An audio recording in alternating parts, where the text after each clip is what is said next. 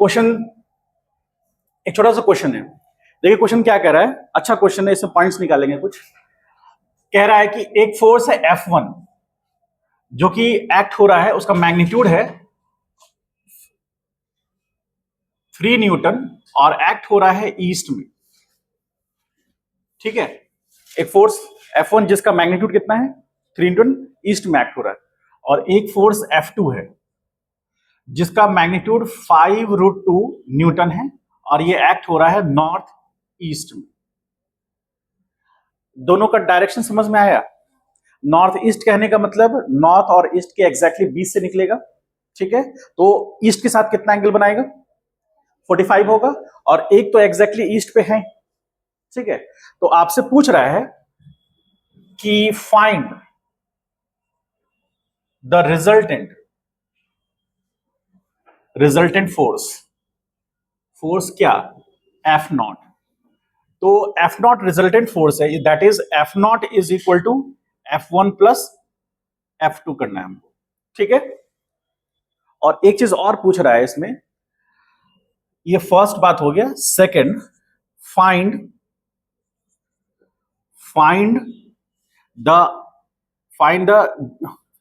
Another force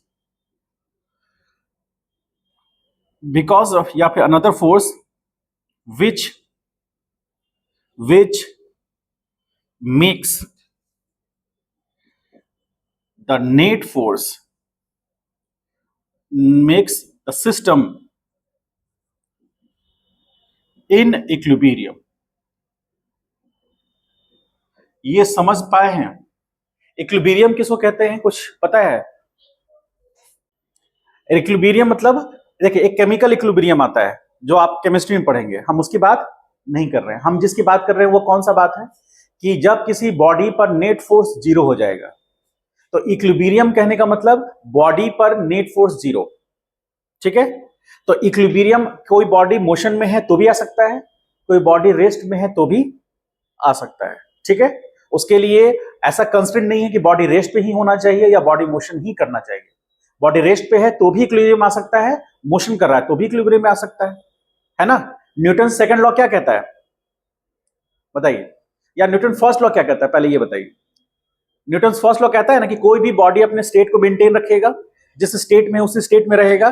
कब तक? जब तक कि नेट एक्सटर्नल फोर्स, और यहां नेट एक्सटर्नल फोर्स क्या हो गया इस केस में, जीरो, अपने स्टेट को मेंटेन रखेगा। ठीक है, तो अब हम पहले बात कर रहे हैं कि इक्विलिब्रियम अचीव होना मतलब नेट फोर्स जीरो होना। तो मान लीजिए कि ये दो वेक्टर हैं, इन दोनों को ऐड करेंगे तो एक रिजल्टेंट वेक्टर बनेगा। और कैसा वेक्टर है ये? फोर्स वेक्टर है, तो ऐड करने से एक थर्ड फोर्स वेक्टर बनेगा रिजल्टेंट। अब इसके अपोजिट यदि हम कोई दूसरा फोर्स लगा देंगे उतना ही मैग्नीट्यूड का, तो नेट इफेक्ट क्या हो जाएगा, इक्विलिब्रियम में आ जाएगा। होगा ऐसा? मान लीजिए कि एक लेफ्ट साइड में 4 न्यूटन का फोर्स लग रहा है, उतना ही अमाउंट का फोर्स हम राइट साइड में लगा देंगे तो बैलेंस हो जाएगा, नेट फोर्स जीरो हो जाएगा सिस्टम पर। और यदि नेट फोर्स सिस्टम पे जीरो है, दोनों फोर्सेस बराबर हैं, तो हम क्या कहेंगे, सिस्टम किस में है, इक्विलिब्रियम में है। तो सेम वही चीज को फॉलो करना है हम लोग। ठीक है, जैसे थोड़ा सा यहां पर लिख देते हैं ताकि आगे अगला क्वेश्चन में भी आपको हेल्प हो। तो मान लीजिए एक सिस्टम है और इस डायरेक्शन में मान लीजिए F1 बराबर 50 न्यूटन है और इसके अपोजिट डायरेक्शन में F2 बराबर भी 50 न्यूटन है। तो हम कहेंगे then we can say the system is in equilibrium.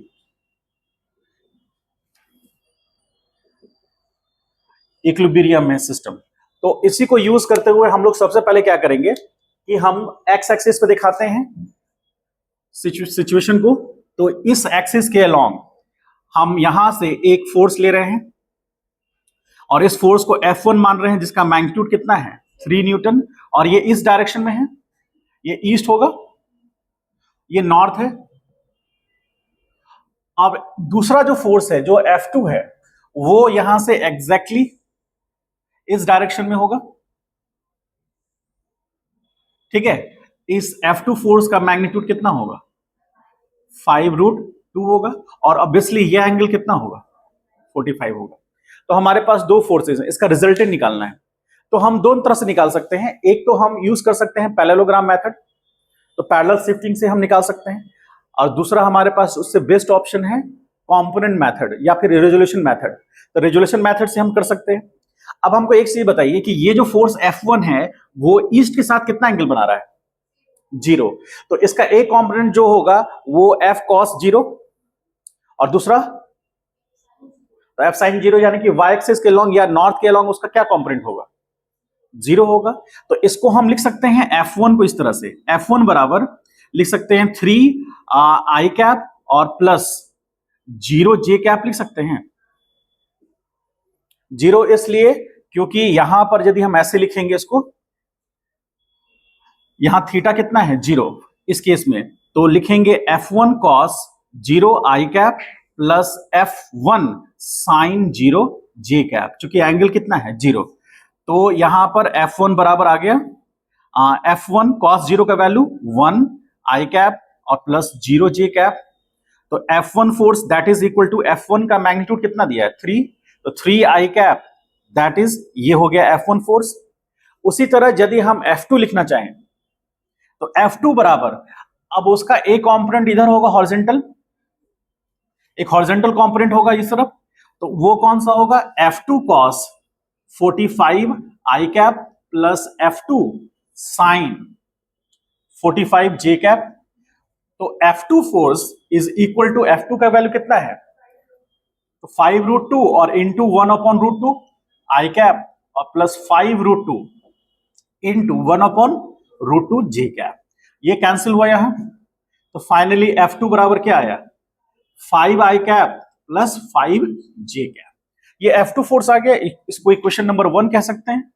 2।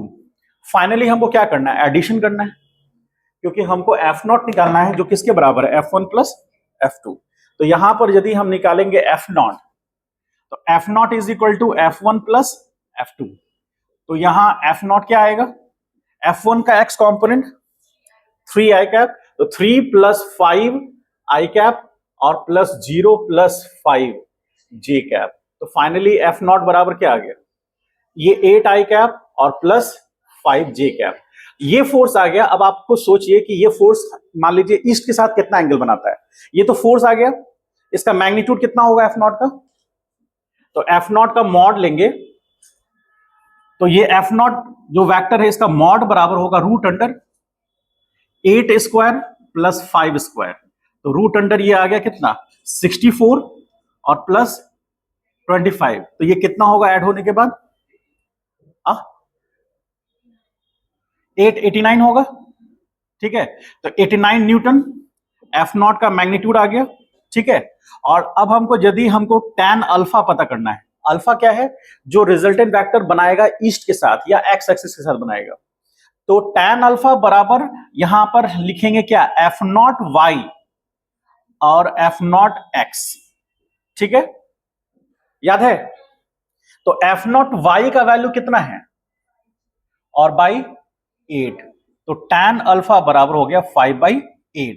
तो अल्फा बराबर हो गया tan इनवर्स 5/8। आपको इसी से पता चल गया, इस वाले से ही पता चला गया कि वो किस क्वाड्रेंट में होगा।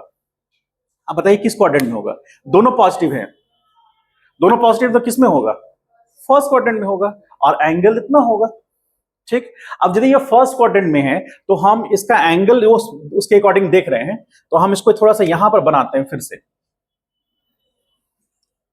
तो मान लीजिए कि फर्स्ट क्वाड्रेंट में है और वो फोर्स यहां है ऐसे, और ये फोर्स ऐसे है, इसको F0 बता रहे हैं, और F0 फोर्स का ये एक्स कोऑर्डिनेट कितना होगा? 8 होगा और वो होगा 5, और ये एंगल अल्फा है और वो कितना निकला है? अल्फा बराबर tan इनवर्स कितना है निकला है? 5/8 आया है। ठीक है, अब ये जो फर्स्ट क्वाड्रेंट में फोर्स आया है तो उसके जस्ट हम एक उसका नेगेटिव वेक्टर ले लें ऐसे। ठीक है, नेगेटिव वेक्टर, इसको मान लीजिए F0 डैश। ठीक है, उतना ही मैग्नीट्यूड का जस्ट उसके अपोजिट, तो ये एंगल कितना होगा? tan इनवर्स 5/8 होगा, और ये जो वेक्टर है इसका मैग्नीट्यूड कितना होगा? F0 मॉड करेंगे तो फिर से रूट अंडर आएगा उतना ही, कितना? 89 न्यूटन, और इसका कोऑर्डिनेट क्या निकलेगा वो देखिए, एफ नॉट डैश वेक्टर ले रहे हैं ना, तो इक्वल टू एग्जैक्टली उसके अपोजिट, यानी कि -8i cap -5j cap.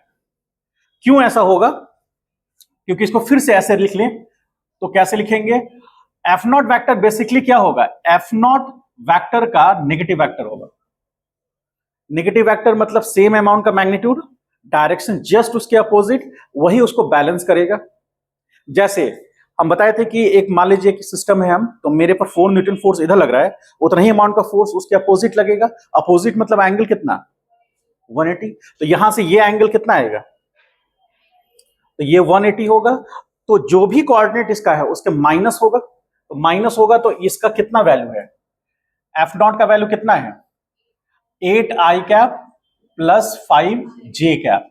F not का दे दिया, माइनस यहां है, तो ये फाइनली क्या हो जाएगा? -8i cap -5j cap. इसको और तरीके से लिखें तो -i कैप और +5 -j cap F not dash.